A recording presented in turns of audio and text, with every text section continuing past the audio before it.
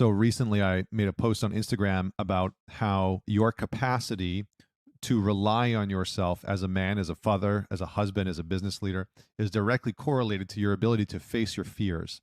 And I got a number of men reaching out to me saying, "Hey, can you go into that on a mini episode?" And so I thought I would just extrapolate on a little bit and explain the importance of it. So here's the quote.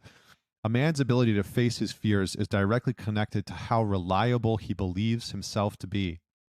His willingness to face his fear of failure, of intimacy, of closeness, responsibility, death, or fatherhood, all of these things shape how potent and sovereign he will view himself to be.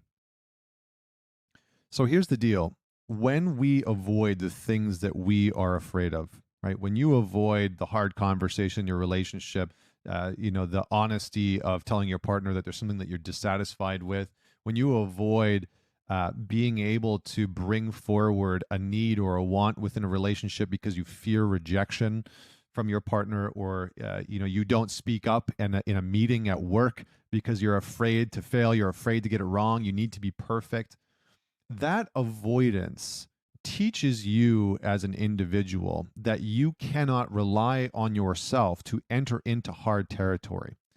And there's a certain quality of reliability, there's a certain depth of reliability that only comes along, that only shows up psychologically and emotionally when we are willing to face the hard aspects of life, when we are willing to face our fears, when we are willing to navigate the territory and the realm of the things that we are afraid of.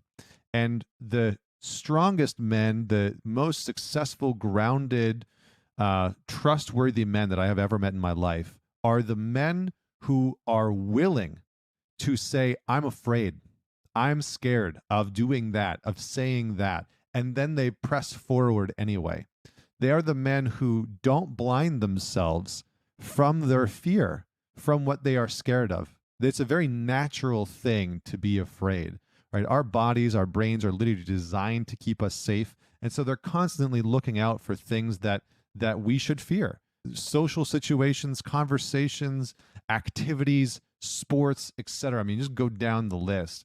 And so there is a certain kind of depth, a certain kind of strength that comes along in being able to face your fear. You might rely on yourself, let's just say in a social situation, because you're very charismatic naturally and you're able to engage with people and have good conversation, and you're good at that type of conversation. When we are able to engage in the things that we already know that we're good at, that come naturally to us, that helps to build our sense of inner reliability.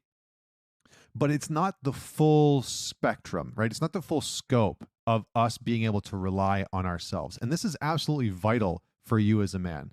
If you want to lead your company, lead yourself professionally, lead yourself in your finances, lead your family or your relationship, you need to be able to know that you can rely on you. And for many men in our culture, the answer for that question is no. The answer for most men, when I ask them that question, can you rely on you in your relationship to do the right thing for your family, to do the right thing financially?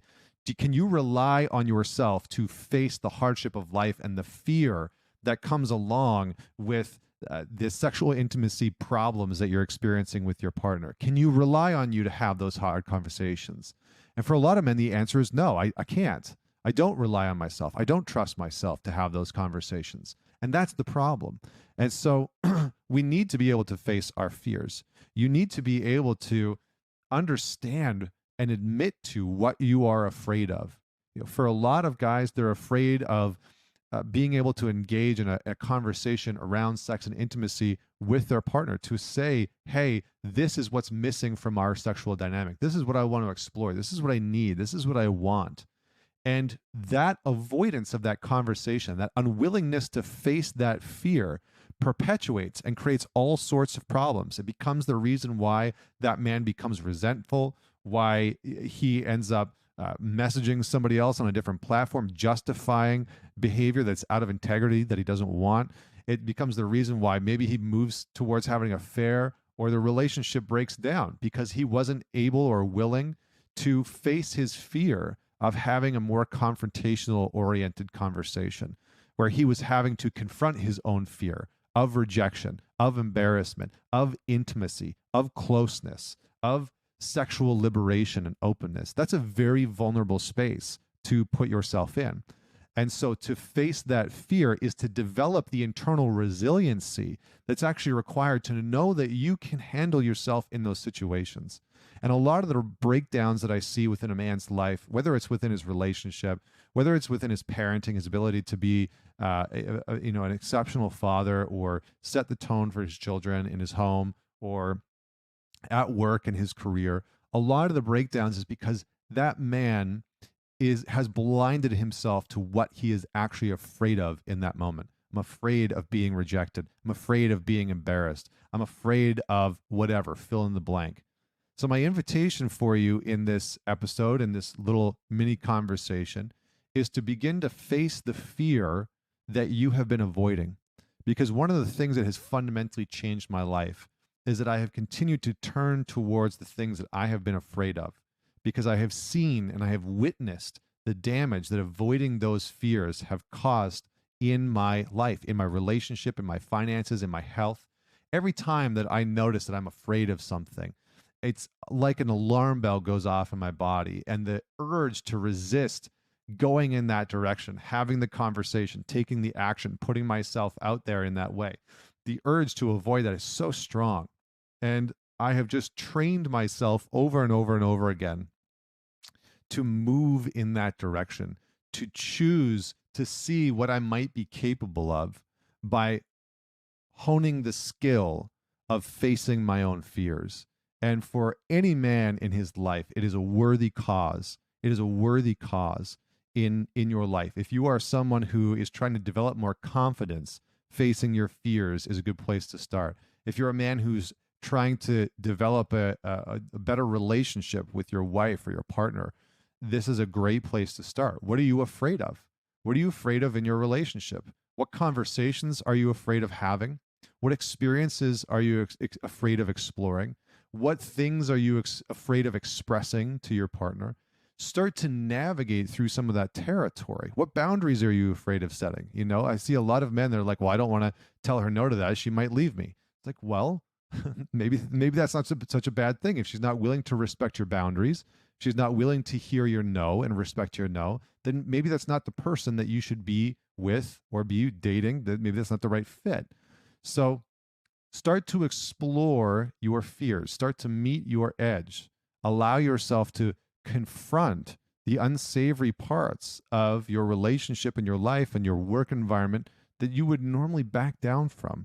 And by doing so incrementally, right, starting with small fears that you can confront, not the massive big ones. You know, if you have a crazy fear of heights, you know, it's something that you radically avoid. Going bungee jumping tomorrow is probably not the best idea.